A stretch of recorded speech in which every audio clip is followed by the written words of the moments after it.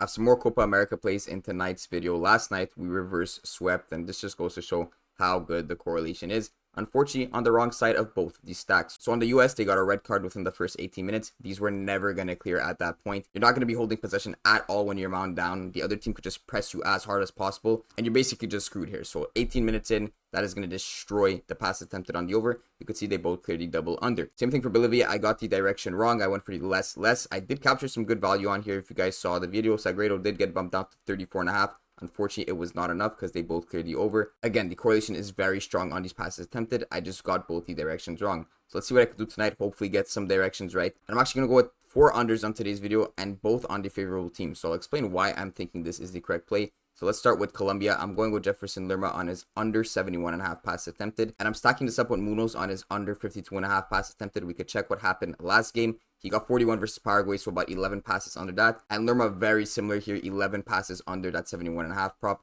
versus Paraguay, of course, on the same team. They played the same exact game. So in that specific game, they both hit the double under. Now, that's not why I'm going double under again tonight. I'm going double under because I've noticed in these Copa America games, the favorite team, normally their passes attempted are set way too high. In Copa America, it's much more rush soccer. It's not the same as the Euros. They're not really passing as much, and you could kind of see this reflected in where these guys are landing. Even in a game like this where it's supposed to be an absolute blowout, like Costa Rica's plus 1,000 money line, Colombia's like minus 300. If there's a scenario like that in the Euros, everyone on that team would get like 100 plus passes. Think of Germany in the Euros when they're playing someone like Scotland. Midfielders like Toni Kroos and a center backs like Rudiger are going to be getting a ton of passes. They all clear like 100 passes in that game. That is not the same thing that I'm seeing in Copa America. These lines are very high, as they should be, because these are the better team, but I think they're slightly too high, and I've noticed a lot of these guys are going on the double unders rather than the double overs as you'd expect. And that's exactly what we saw in the USA game yesterday. Yes, they had a red card, but would they have hit it if they didn't get a red card? I'm not exactly sure. And even in the first game I took USA over passes attempted, they both cleared the unders. So obviously not a lot of data, not a big sample size, but I've noticed that trend over the Euros and over the Copa America too. That's why I'm leaning towards the double unders tonight. So being said, let's look into this actual lineup. We got Colombia versus Costa Rica. So you see that Lerma is playing at the center mid and Munoz is playing at that right back. Now, normally I don't like to play guys that are kind of far from each other. I would like to take like Richard Rios,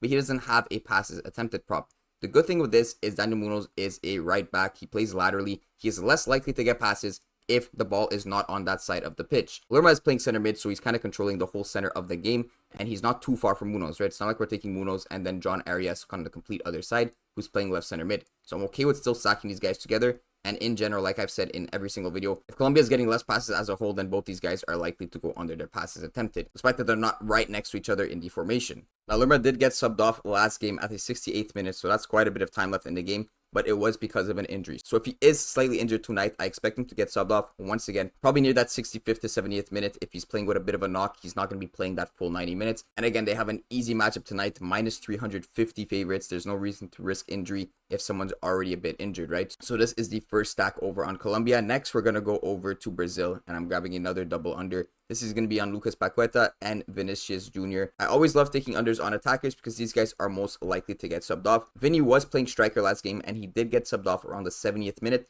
Lucas Paqueta did not get subbed off at all. If we go and check what happened last game, 57 passes last game, so he barely cleared that 52.5, and he actually did not hit in the same direction as Vinny last game. Vinny only got 23 passes attempted. Again, he got subbed off near the 70th minute. But Brazil played absolutely terrible that game. They tied 0-0 in a game that they were like minus 1,400 favorites. That's unacceptable. They have to come back and score hard. And if they do score hard, you're going to see these attackers get some rest. Especially the fact that Paqueta didn't get subbed off last game. If they get off to some nice momentum and there's no reason to really play these attacking players, he's going to be more likely to get subbed off and not play another 90 minutes, especially if they're getting those 3 points quite comfortably. Similar concept for Vinny, and tonight I did check the expected lineup. I don't know how accurate this is, but they're expecting to play left winger or left cam rather than striker. So they're basically swapping Rodrigo and Vinny. It was the opposite. Now, either of these positions are good for us on the underpasses. I think striker is a bit better for us on underpasses, but even left wing, like I always say, these lateral players are less likely to get passes. We have a good comparison with Rafinha. He's playing at that right cam or that right winger, and he is set at 31.5 passes. So I'm still okay with taking Vinny.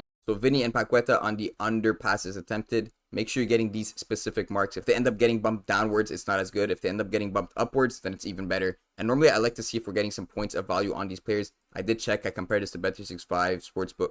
I compared these lines to some other sportsbooks as well as underdog, and we're not getting any lines of value. But again, the correlation is so strong that it doesn't matter as much if you're getting a point or two of value. But just to say for the Colombia plays, another reason I didn't take Rodriguez or Sanchez is that we were losing some points of value. He's set at 58.5 on some other sports books, and Sanchez, I believe, is set at 75.5. So I don't want to go with the double under on these guys. I'm comfortable with these 4 players here. So this is a 4 power you could lock in. And if you need a 6-man flex for Flex Friday, this is what I went for. It's the same stack I just talked about in this video. So Paqueta and Vinicius Jr. under pass attempted. Then I went with the Montreal Alouettes in the CFL on a passing yard stack. So over on the QB, over on the main wide receiver. And then I took the Costa Rica goalie under 3.5 saves. Very good positive EV play. And then Andre Palante on his over 3.5 pitcher strikeouts. I don't know if either of these are still on the board, but if they are, that is a very nice 6-man that you guys could lock in for the Flex Friday.